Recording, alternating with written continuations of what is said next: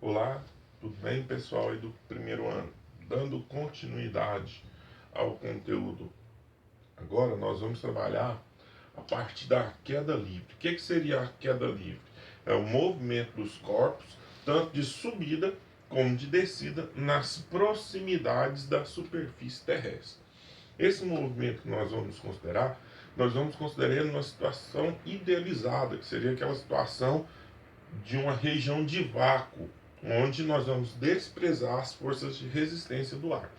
Então, tudo que nós vamos analisar aqui é para essa condição idealizada de vácuo, onde então não vai ter essa força de resistência. Então, a queda livre então, é esse movimento de subida ou de descida dos corpos. Quando nós soltamos um objeto ou lançamos um objeto próximo da nossa superfície terrestre, nós vamos perceber que esse objeto vai ficar sob a ação de uma força, devido a uma interação com a Terra, devido a um campo que a Terra produz em volta dela. Esse campo é o que nós chamamos de campo gravitacional, que é a perturbação promovida pela Terra na região em torno dela, de forma que qualquer objeto que contenha massa vai ser atraído pela Terra com a força gravitacional, devido a essa ação da gravidade terrestre. Então, a primeira coisa que nós vamos falar é sobre essa aceleração da gravidade. Na Terra, a aceleração da gravidade é, em média, 9,8 metros por segundo ao quadrado. Para facilitar em alguns exercícios, nós vamos considerar essa aceleração como sendo de 10 metros por segundo ao quadrado. Essa aceleração gravitacional nas proximidades da Terra tem esse valor. E ela diminui com a altitude. Quanto mais alto nós estivermos, próximo da atmosfera terrestre ou da superfície terrestre, menor vai ser esse valor da gravidade. Então, os movimentos que nós vamos trabalhar aqui são para movimentos onde não ocorre variação nessa gravidade. São movimentos relativamente baixos, com altitudes não muito elevadas. Outra coisa nós temos que observar também que a aceleração da gravidade ela varia da linha do Equador para o polo. Na linha do Equador, a aceleração da gravidade é em torno de 9,78 metros por segundo. Quando você aproxima do polo, ela vai para em torno de 9,83 metros por segundo ao quadrado. Na sequência, vamos falar sobre o lançamento vertical para cima. Pessoal, aqui nós vamos falar sobre o lançamento vertical para cima. O que seria isso? Quando nós pegamos um objeto e lançamos ele verticalmente para cima. Então, observe que quando ele vai subindo, o módulo da velocidade dele vai diminuindo até ele chegar a uma altura máxima. Depois ele cai novamente, certo? Então, no lançamento vertical para cima, nós vamos ver que é um movimento retilíneo, que nós vamos considerar só na vertical, uniformemente retardado. Por quê? O módulo da velocidade desse objeto vai diminuir no decorrer do tempo. Então, na subida ele vai diminuindo, quando ele descer, ele vai aumentar novamente sua velocidade. Então, para resolver isso daqui, nós vamos usar aquelas funções que nós já vimos, que é as funções do movimento uniformemente variado, que é a função da velocidade, V igual a V0 mais A vezes T, só que no caso a nossa aceleração passa a ser a gravidade. A função da posição, que é S igual a S0 mais V0 vezes T, mais meio de A T ao quadrado. No nosso caso, a aceleração passa a ser também a aceleração gravitacional e a equação de Torricelli quando necessário. V ao quadrado igual a V0 ao quadrado mais 2 vezes G vezes delta S.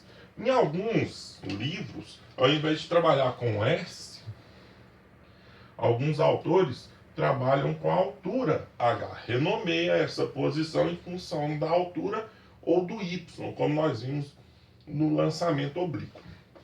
Uma coisa muito importante aqui é o ponto de referência que nós vamos adotar. Como nós estamos partindo da Terra, então vamos convencionar o nosso sistema de referência como sendo positivo para cima. Então observe que a aceleração gravitacional sempre vai ser voltada para baixo. Então nesse nosso sistema de referência, a aceleração da gravidade vai ser zero.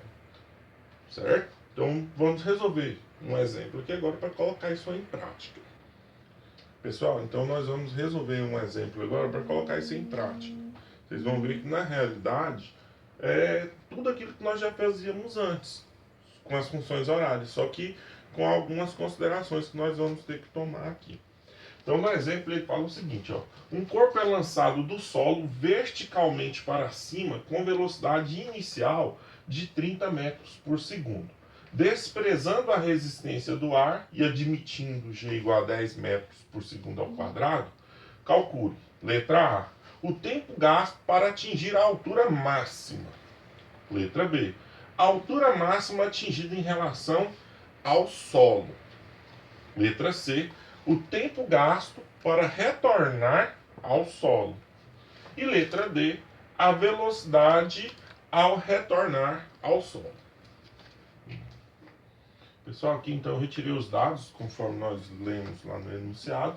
Ele deu a velocidade inicial, que ele foi lançado do solo, e a aceleração da gravidade. No item A, ele pede a altura máxima que ele vai atingir. Então, o que, é que nós temos que observar nesse exercício? Então, esse objeto aqui nós temos o solo, e ele vai ser lançado para cima com a velocidade inicial de 30 metros por segundo. Vamos considerar então nosso sistema de referência como sendo positivo para cima. Então a velocidade inicial dele é para cima, então ela vai ser positiva. Lembrando que a aceleração da gravidade está sempre na direção do solo. Então se nós adotamos nosso referencial como positivo, nossa aceleração da gravidade é menos 10 metros por segundo ao quadrado. O que vai acontecer com esse corpo? Quando eu lanço ele para cima, ele vai subir, subir, subir, subir, até atingir um máximo, que seria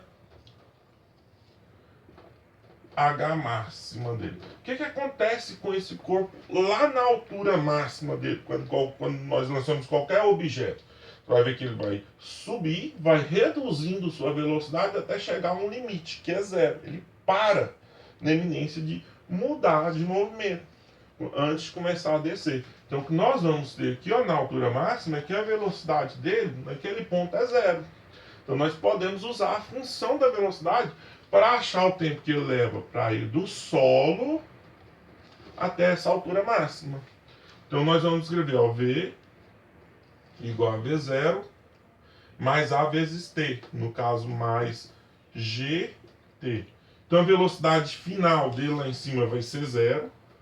A velocidade inicial é a velocidade que ele tem, que ele abandona o solo, que é 30, mais menos 10. Então vai ficar menos 10 vezes T, porque o G é negativo. Jogo 10T para o primeiro membro, que vai ficar igual a 30. T igual a 30 sobre 10.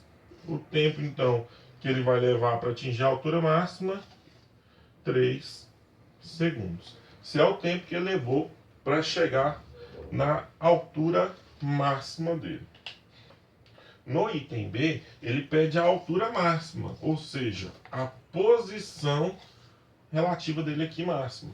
Nós podemos usar então a função da posição, que seria S igual a S0, tem que apagar, S0 mais V0 vezes T mais G sobre 2T ao quadrado. Então, lembrando que a posição inicial dele é a posição do solo. Qual que é a posição do solo? Zero. Então, a partir daqui nós vamos contar a nossa altura. Então, vai ficar, ó, posição S dele vai ficar igual a zero mais a velocidade inicial dele. Ele informou que é 30 vezes o tempo. Qual que vai ser o tempo que nós vamos usar? O tempo que ele levou para atingir a altura máxima, que foi o item A. Então, 30 vezes 3. Mais, com menos da gravidade, menos 10 sobre 2 vezes o tempo ao quadrado, que é 3 ao quadrado. Então, a posição da altura máxima dele vai ser 0, pode descartar. Aqui, como são operações separadas, eu posso resolver essa multiplicação. Dá 90. Já dá para simplificar aqui, ó, o 10 com o 2 que dá 5, então vai ficar menos 5. Não esquecer de fazer o termo quadrático antes de multiplicar com 5. Então vai ficar 3 ao quadrado, 9. Então a posição da altura máxima dele vai ser 90 menos 45, que é 9 vezes 5. Então a posição da altura máxima dele, 45 metros. Ou quem quiser colocar, H máximo, 45 metros de altura. Certinho? Pessoal, no item C, ele pergunta qual vai ser o instante que ele retorna ao solo. Então, o que ele vai fazer é isso aqui, ele vai sair da posição 0, vai chegar até a posição 45 metros e vai retornar à posição 0.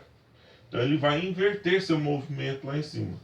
Inicialmente, ele vai subir, depois ele vai cair. Ele vai perdendo velocidade, posteriormente, ele vai ganhando velocidade na queda novamente.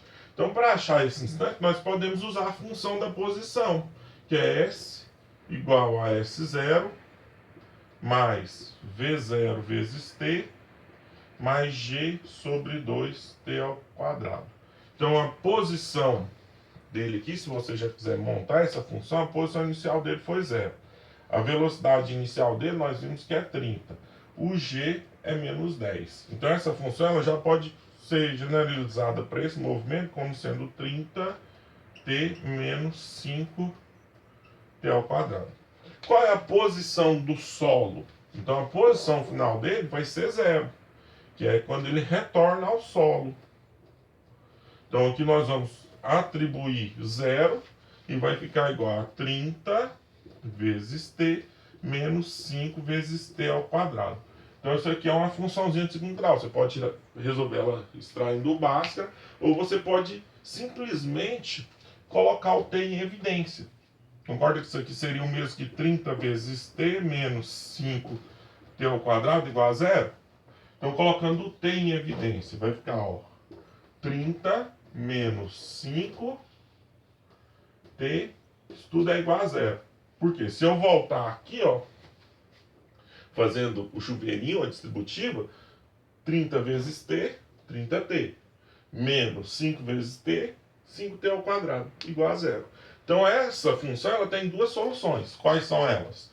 Primeiro, t igual a 0, e o segundo colocando o termo que está em evidência aqui, ó, também igual a 0. Então vai ficar 30 menos 5t igual a 0, ou 5t igual a 30. Eu já joguei o 30 para lá como negativo e fiz joguinho de sinal.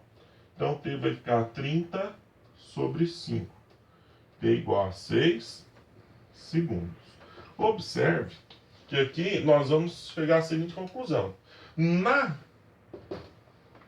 alternativa A, nós achamos o tempo de subida, que foi de 3 segundos. Como ele saiu do solo e ele retornou para o solo, o mesmo tempo que ele leva para subir, ele leva para descer. 3 segundos na subida, 3 segundos na descida. No total deu 6 segundos. Poderia resolver dessa forma também a questão. Você poderia colocar que o tempo para retornar ao solo, como ele partiu do solo, é o tempo para ele chegar à altura máxima, mais, ou duas vezes o tempo, mais o tempo da altura máxima, ou duas vezes esse tempo. Para ele retornar ao solo, 2 vezes 3, que é igual a 6 segundos. No item D, ele pede a velocidade que ele retorna ao solo. Então, para nós calcularmos essa velocidade, seria o tempo em que ele chega no solo. Nós acabamos de encontrar que é 6 segundos. Então, é só substituir na função da velocidade. V igual a V0 mais G vezes T. Ou, se você já quiser escrever generalizando, velocidade inicial dele é 30 menos 10 vezes T. Essa é a função da velocidade para esse lançamento. Então, como ele quer a velocidade que ele chega ao solo, o instante que ele chega ao solo nós acabamos de encontrar no item C. Então é só substituir ele. V igual a 30 menos 10 vezes 6. A velocidade então vai ser 30 menos 60. Então a velocidade dele no solo vai ser igual a menos 30 metros por segundo. Olha, professor, deu o mesmo resultado? Deu, porque ele partiu do solo e retornou ao solo. Observe que deu o mesmo resultado, mas não é a mesma velocidade. Como assim? O sentido alterou. Então, quando ele sobe com velocidade positiva, de mais 30 metros por segundo. Vai subindo, diminuindo sua velocidade até chegar à altura máxima. Então, ele vai inverter o movimento e vai começar a cair. Ele cai. Quando ele passa por essa mesma posição aqui, ó, ele vai ter a mesma velocidade, só que em sentido oposto. O mesmo tempo partindo do solo que leva para atingir a altura máxima é o tempo que ele leva para retornar ao solo. Da mesma forma, a mesma velocidade que ele passa por essa posição é a velocidade que ele passa de volta. Certinho?